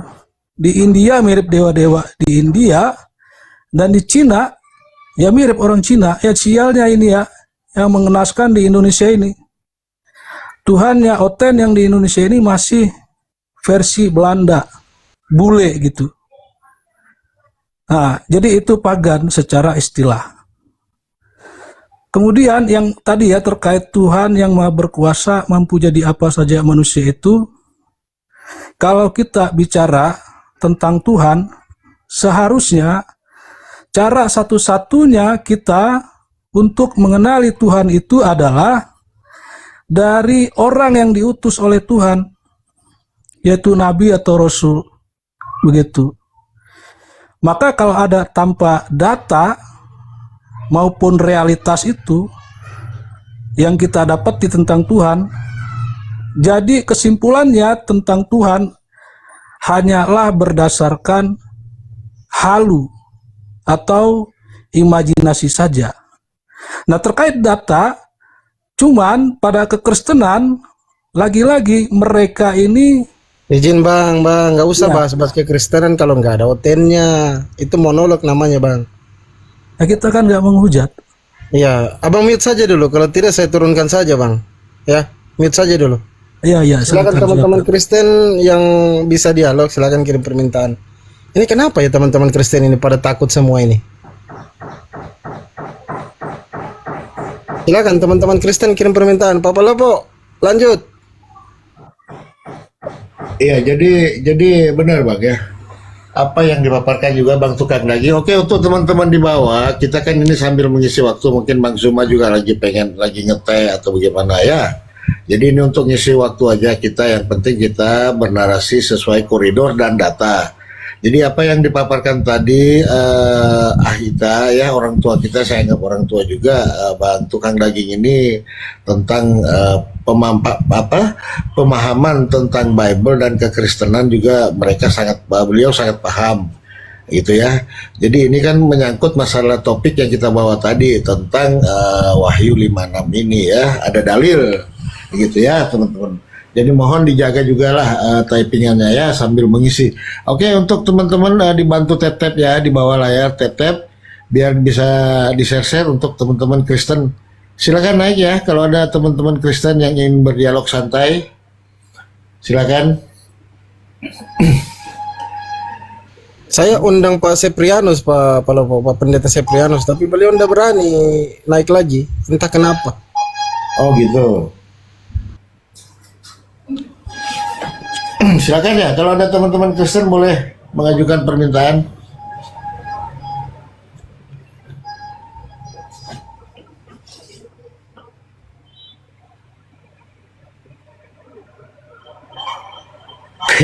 Kosong di bawah itu Pak. Ya, jadi seperti yang kita ketahui gitu. Tuhan yang Maha Kuasa itu telah berfirman dalam surah Al-Muluk ayat 12 gitu. Berbahagialah orang-orang yang takut kepada Tuhan yang mereka tidak mampu melihatnya. Sehingga Tuhan yang benar itu yang tidak terlihat. Kalau kelihatan itu berhala. Karena dalam surah Al-A'raf ayat 194, sesungguhnya berhala-berhala yang kamu sembah selain Allah hanyalah makhluk yang serupa dan lemah juga seperti kamu. Gitu. Jadi apalagi yang ditunggu? Hanya Islam yang benar-benar menjelaskan supaya kalian tidak terjatuh dalam penyembahan yang sesat gitu loh.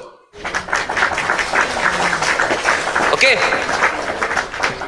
Terus kenapa Islam itu kok susah banget dimurtadin? Iyalah, karena Allah telah berfirman dalam surah Maryam ayat 81 sampai 82 yang bunyinya itu mereka mengambil penolong-penolong lain selain Allah agar supaya apa? Agar supaya mereka mendapat perlindungan menyembah yang lain. Sekali-kali tidak, kata Allah. Sesungguhnya nanti apa yang disembah selain Allah itu akan menjadi musuh mereka di hari penghakiman. Allah udah terang banget loh memberitahukan hal yang seperti itu. Masih aja mau ngebantah. Iya, itulah bang tukang daging yang fenomena sekarang ini gini, yang terjadi di komal-komal mereka ini bang. Ada beberapa saya masuk di room teman-teman Kristen gini bang. Mereka ini sekarang sudah mulai agak goncang. Kenapa saya mulai agak goncang? Karena mereka mencari pembenaran di dalam Al-Quran tentang Yesus itu. Jadi mereka sudah mulai banyak menyamakan. Ini nih. Jadi di beberapa data-data di dalam Al-Quran itu mereka ambil untuk menguatkan tentang Yesus. Ini bang, itu bagaimana pemahaman seperti itu bang? Silakan.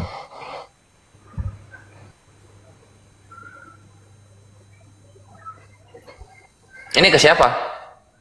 Bang Kores juga boleh, silakan. Untuk nanti gantian dengan Bang Tukang. Menyamakan gitu? Iya. Jadi mereka kan mengambil Isa di Al-Quran itu dia yang awal dan yang akhir kayak gitu kan, jalan kebenaran kata kayak gitu kan. Gimana itu Bang? Menanggapi? Iya, jadi mereka kalau posisinya Indomie habis gitu kan, kas untuk membiayai calon-calon domba baru kosong, mereka baru nyamain gitu.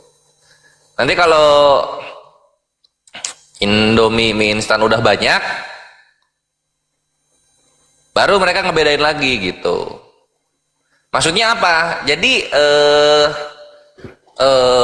kebanyakan mantan-mantan Islam yang lemah imannya itu pindah ke Kristen. Itu bukan karena meyakini apa yang tertulis pertamanya, tapi karena lapar. Belum makan 3 hari, belum makan 2 hari, utang di mana-mana gitu. Sehingga ketika disama-samain kan jadinya gampang masuknya kayak gitu. Jadi yang membuat muslim awam yang imannya lemah masuk Kristen itu bukan karena penginjilan, tapi karena mie instan. Karena mie instan gitu. Buktinya apa? Iya, bukan karena wah Yesus ini adalah Tuhan, enggak kayak gitu. Coba gini aja sekarang ya, coba ada nggak Indonesia ya? Kalau Indonesia nggak ada, luar negeri lah, gua pur. Ada nggak orang kaya beragama Islam pindah ke agama Kristen? Ada nggak? Coba. Orang kaya pindah agama? Beragama Islam. Berat, nggak ada lah. Ada nggak? Nggak ada, mana ada. Nah, rata-rata kan menengah ke bawah semua ya? Ya nggak? Betul. Itu. Nah, sekarang kita lihat orang Kristen yang pindah ke Islam, orang Kristen yang pindah ke Islam. Bapak yang terhormat si Babe Yusuf Hamka, ya. Masya Allah. Ya. Betul. Bener ya? Nah, betul. Lalu ada yang terkenal dan kondang, Bapak Deddy Corbuzier, ya nggak? Lalu kemudian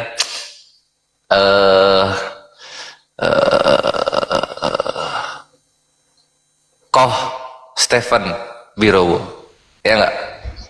Koh Dondi juga mungkin, Bang. Koh Donditan, ya nggak? Itu kontraktor besi tuh, Koh Dondi tuh, ya nggak? John LBF, ya benar. Orang kaya, Mike Tyson, nah, orang kaya, rapper di ini aku lupa nama-namanya siapa aja. Orang kaya itu. Benar juga ya. Bener nggak? Iyalah, Kores masa bohong, Ustadz Felix. Nah. Iya, Kapolda Papua, bos JNE juga. Nah, itu lihat, coba. Itulah kenapa gue bilang yang membuat Islam itu berpindah ke Kristenan bukan karena perkara keimanan, tapi perkara lapar atau enggak pasangan. Itulah pasangan yang kedua yang gue bilang. Nggak ada sejarahnya orang kaya beragama Islam pindah ke Kristen, itu nggak ada. Ya, gitu kawan-kawan. Hehehe, jangan terguncang, ini kenyataan, bener, fakta, ini fakta. Tolong host dinyalain AC, ada yang kepanasan di atas. Di bawah. Gimana Oh, iya, ya. Bang tukang daging gimana Bang? Menanggapi tadi, silakan. Oh iya, almarhumah Sinead O'Connor juga, Aduh, lagunya apa lupa. Zombie kalau nggak salah. Ya kalau nyamain di Kristen di Indonesia ya tujuannya nggak lain ya untuk ini kristenisasi gitu. Tunggu. Akhi tukang daging, aku ini emang iya Agnes Monica mualaf, serius lah. Belum. Iya belum. Emang ada tanda-tanda gitu? Waduh, nggak tahu dah. Oh iya, jauh banget. Ya lanjut. Yang menyamakan ya mengambil kata Allah, misalnya Rasul, Alkitab, itu jelas untuk tujuan kristenisasi gitu. Kalau menyamakan dalam secara ini ya konsep akidah mereka, ya memang itu dasar mereka ya tidak nyambung kepada ini ya ajaran para nabi ya, yang menerima firman ajaran ya untuk keselamatan agar manusia itu hidup lebih teratur gitu, mana yang baik mana yang buruk tahu. Tapi kalau Oten menyamakan Tuhan mereka itu sebagai konsep ini ya firman itu sebagai jelmaan manusia, ya menyamanyamakannya itu ya samanya dengan ajaran pagan, cuman istilahnya saja yang beda-beda. Kalau di Hindu istilahnya murti atau pengarcaan atau penubuhan. Kalau di ini Yunani emanasi atau ini ya teofani dan seterusnya. Kalau Kristen sama konsepnya, cuma istilahnya saja yang beda. Konsepnya tetap sama. Istilah pada Kristen yang diambil itu adalah logos gitu. Nah, logos ini juga sebenarnya adalah menyamanyamakan itu dengan konsep pagan Yunani kuno ya, dari Philo, yang mana logos itu dimaknai sebagai perantara atau mediator antara Tuhan dengan manusia. Cuman objek perantaranya ini bukan sebagai makhluk, tetapi adalah emanasi, bagian dari Tuhan itu sendiri atau jelmaan Tuhan itu sendiri. Nah, kalau Philo mengatakan logos itu ya sesuai dengan pemahaman Yahudi Helenis gitu ya, yang dimaksud objek logos itu adalah roh atau malaikat gitu. Nah, kekristenan yang dipahami logos itu adalah manusia atau pribadi Yesus itu. Ya jelas, memang akidah atau keimanan kekristenan ini dibangun ya berdasarkan meniru-niru, menyamanyamakan, tetapi bukan kepada ajaran para nabi, melainkan dia menyamanyamakan dengan ajaran pagan begitu, penyembah berhala. Makanya sama sebenarnya konsep dan istilah-istilah yang mereka pakai, termasuk istilah Al-Masih atau Mesias itu atau Masiha itu. Nah, termasuk juga domba bertanduk 7 ataupun Tuhan mereka yang adalah gunung batu itu. Nah, sebenarnya cuman variasi-variasi simbol dari ajaran-ajaran pagan yang berasal dari simbol kekuasaan kuno yang terdistorsi, yang berubah maknanya, yang dipahami oleh mereka sebagai simbol ketuhanan begitu.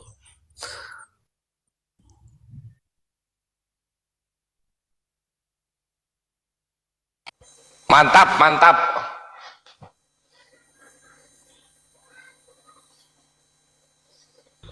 Ya, ini ada yang baru naik, Bang Prianto. Selamat sore, assalamualaikum. Bang Prianto.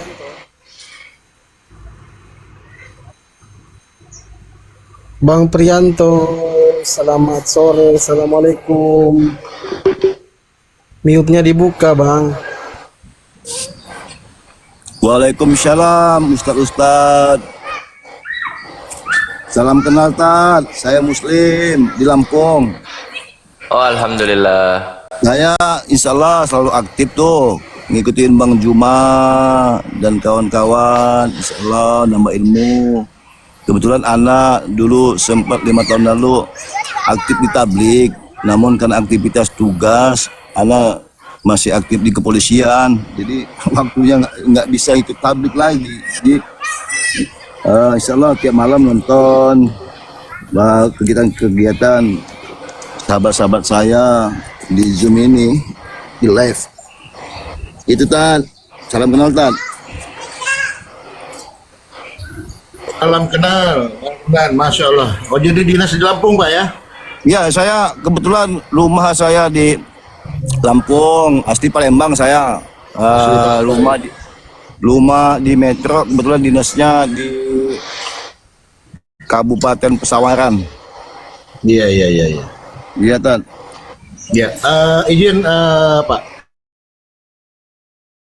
Gimana Anda menanggapi tentang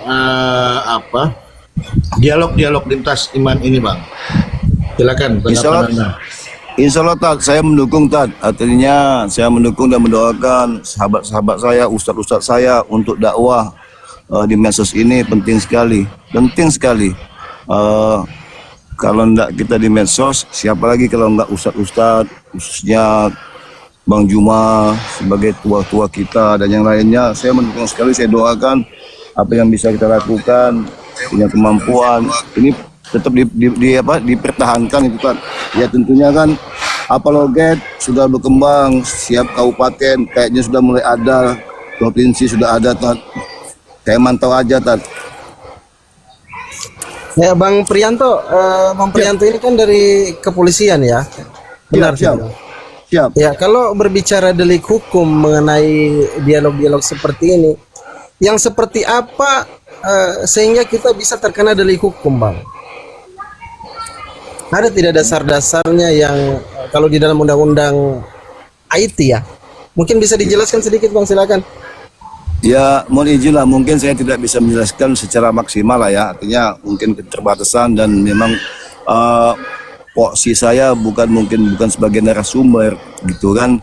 Yang pasti ketika kita melakukan dialog-dialog ini, selagi ada dasar hukumnya, selagi ada panduannya, selagi kita memang ada datanya, data di Bible pun data-data yang tertuang di Bible itu ya kita tidak menghujat, kita kan hanya menyampaikan saja. Begitu mungkin. Oh siap Bang, makasih Bang, makasih informasinya Bang. Terima kasih. Iya.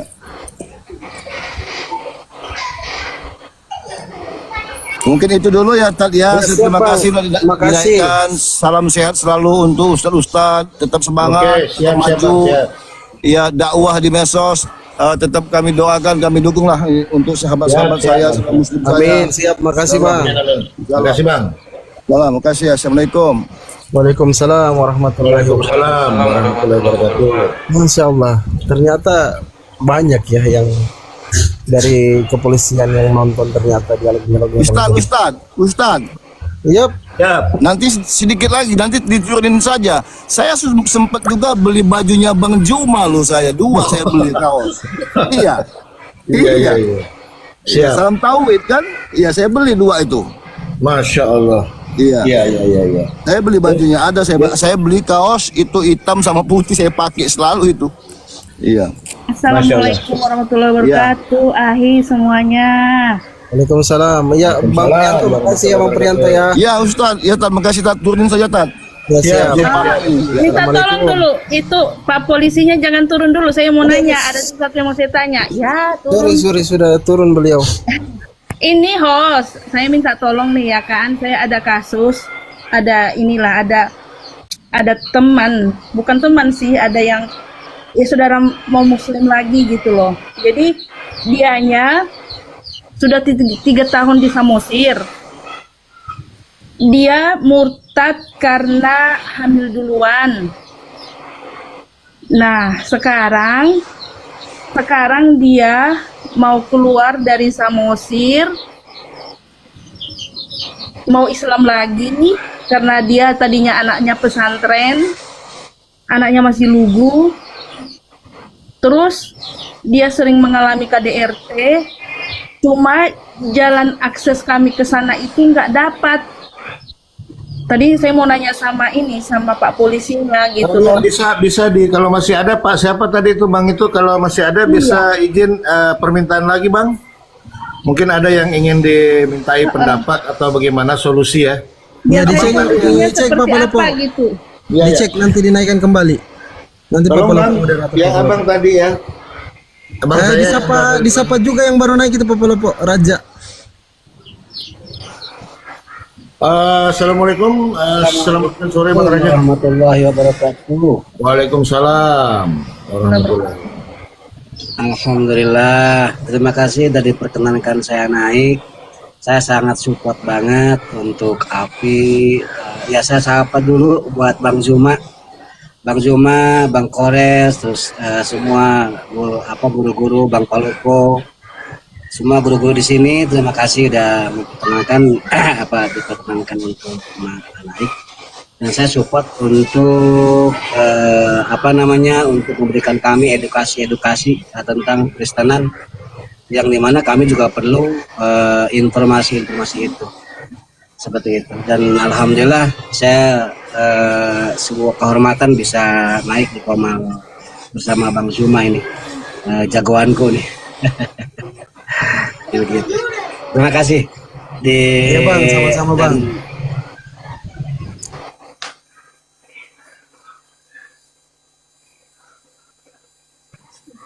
Halo Bang Juma, assalamualaikum Bang Juma. lagi ini kali ya, lagi jauh di perangkat. Lagi buat Ya, sudah kopi, itu aja. biasanya lagi buat kopi beliau. Bikin teh buat. Oh gitu. Saya awalnya ikut di ini lihat di YouTube, baru setelah itu baru 2 bulan kemarin buka TikTok, dan saya standby. Insya Allah saya standby di di lintas diskusi lintas agama, atau khusus Bang Zuma ini sama teman-teman API yang lain. Ada siapa namanya, Bang Hendy, ada Pak De Sugi, ada Natalia juga, dan semua. Saya support, lanjutkan untuk informasi itu, untuk dakwah. Ya, makasih Bang. Demikian. Siap Bang, makasih. Kita sapa dulu Saugi. Selamat sore. Halo, assalamualaikum Bang. Waalaikumsalam warahmatullahi wabarakatuh. Ya, silakan Bang. Lagi hujan nih Bang. Saya salah satu fannya Bang Zuma nih. Oh iya. Silakan Bang, apa yang mau disampaikan? Saya izin turun dulu ya Pak Palpul, Pak Os. Oke, siap. Makasih Bang sudah mampir. Kasih. Assalamualaikum warahmatullahi wabarakatuh. Waalaikumsalam warahmatullahi wabarakatuh. Oke, teman-teman Kristen ada di bawah ini si John ini nih. Daripada nggak ada lah. Modal congor. Cek aja Bapak Lepo, cek aja lehernya ke atas.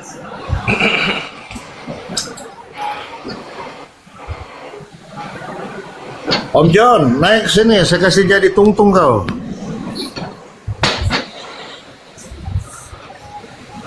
Jadi gini Bang Pandi, jadi selama ini saya kan sering ke room Kristen, jadi saya ke room Oneness, ke room Tritum, jadi saya balik-balik Pandi. Jadi yang Oneness saya kasih jadi tungtung, yang tungtung saya kasih jadi Oneness, gitu loh. Nah ini, asik juga ini barang kan.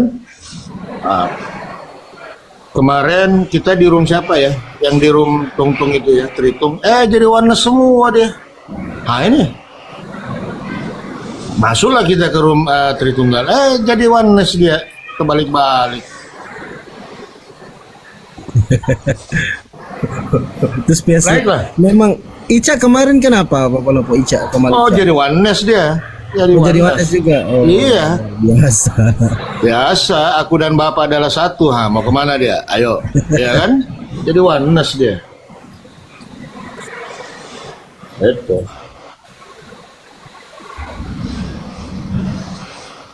Iya, aku belum diituin fokusnya aku itu loh, Bang Bos. Bukannya ada gurunda.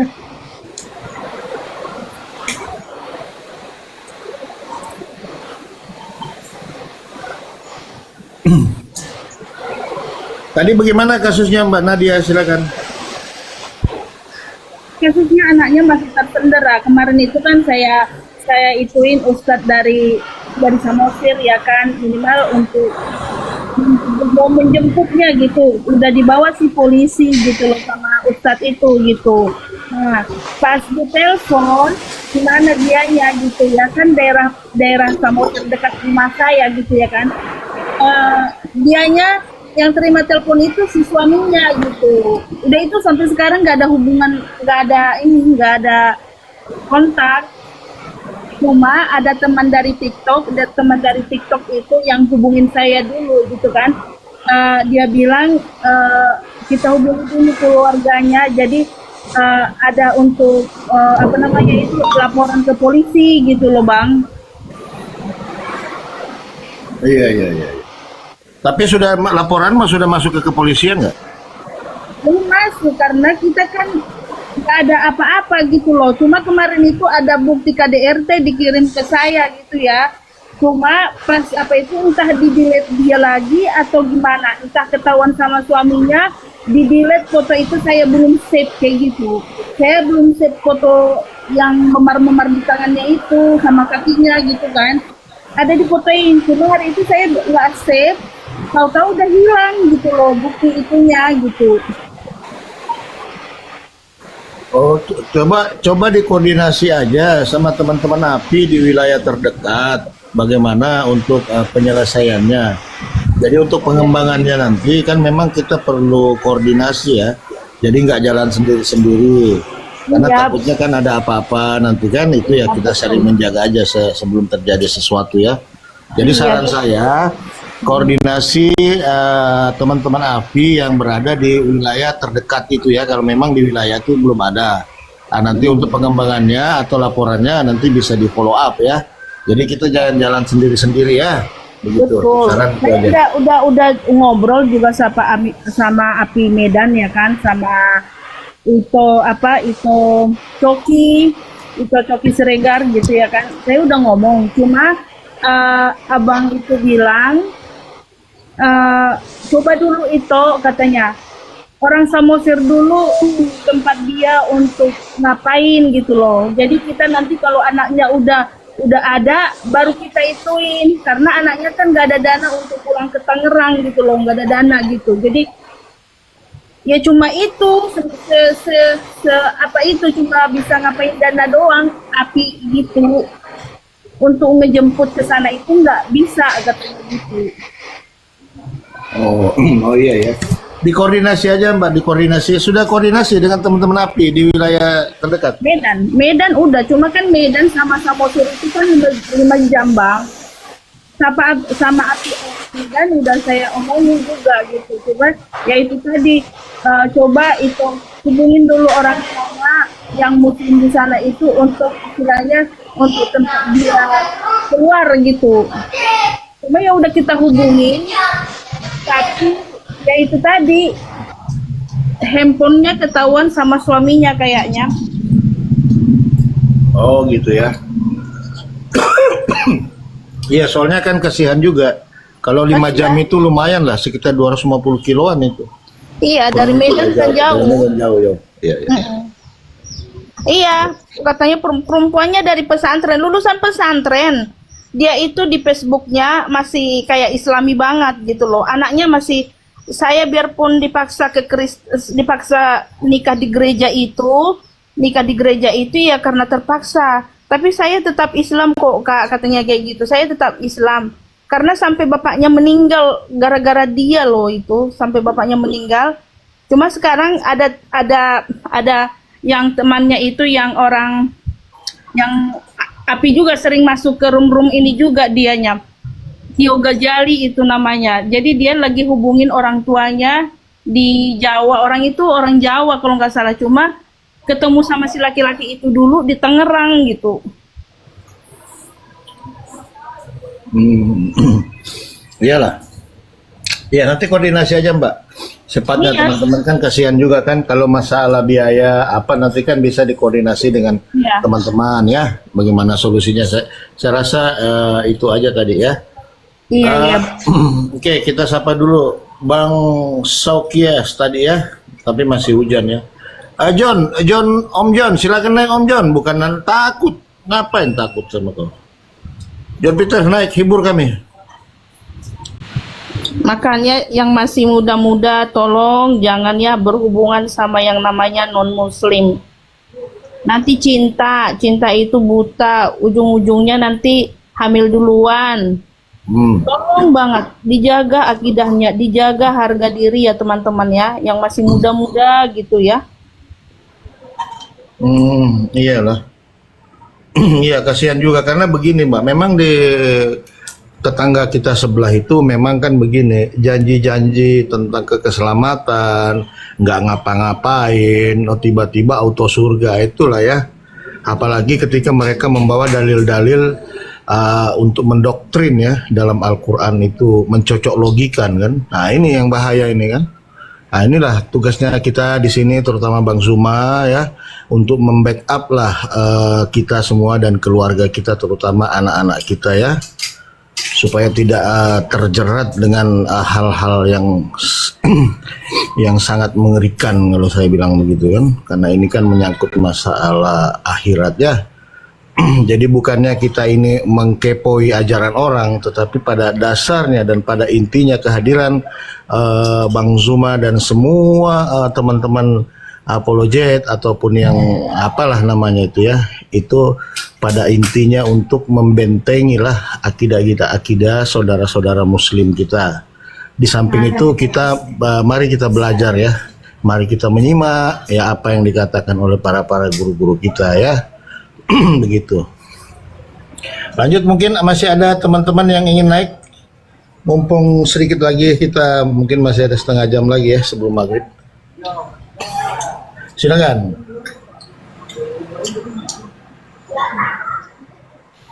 Ini saya baca dulu komentar di bawah ya Bang Palopo. Ahi, ini Alwapta TV. Kok aib orang diumbar? Ini bukan ngumbar aib orang, Bang Ahi. Ini udah anaknya udah berbulan-bulan di sana gitu. Udah berapa kali dicoba untuk istilahnya ngejemput gitu. Udah usaha banget gitu loh. Bukan ngumbar aib orang, bukan. Jadi ini pelajaran untuk kita semua, untuk menjaga keluarga kita gitu loh. Jadi biar kita semua bisa menjaga keluarga. Ini bukan mengumbar aib orang, bukan.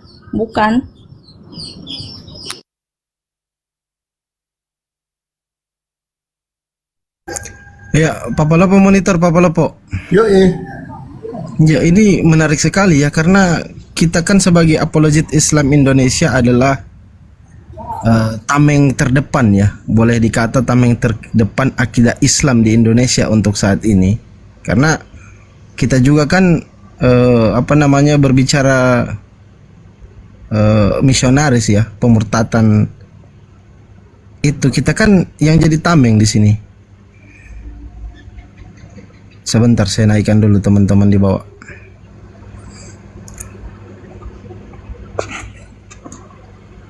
Sudah dinaikkan ya, disapa dulu Papa Lopo. Petang, selamat sore. Assalamualaikum. Waalaikumsalam. Masya Allah, Bang Amos, selamat siang. Assalamualaikum. Shalom. Ya, shalom ya. Silakan Bang Amos. Kristen apa Katolik? Iya, colok nih. Colok kaca rokok. Kristen. Coba yang Kristen ya, mana yang Kristen? Bang Amos ya? Bang Amos. Ya, yang Muslim di betul ya. Jaringannya kurang baik. Ini mak di bawah. Kurang baik jaringan sama aku. Turun dulu ya, kurang baik ini jaringannya ini. Silakan Bang Amos, sudah bagus ini, sudah bagus. Jaringan saya tidak baik ini. Iya. Silakan, jelas kok. Jelas. Apa yang mau disampaikan, Bang? Silakan. Suara kalian tidak jelas. Tidak jelas. Ya, turun aja dulu Bang, baru naik kembali. Iya ya, aku turun dulu ya. Ya, turun nanti minta permintaan lagi ya.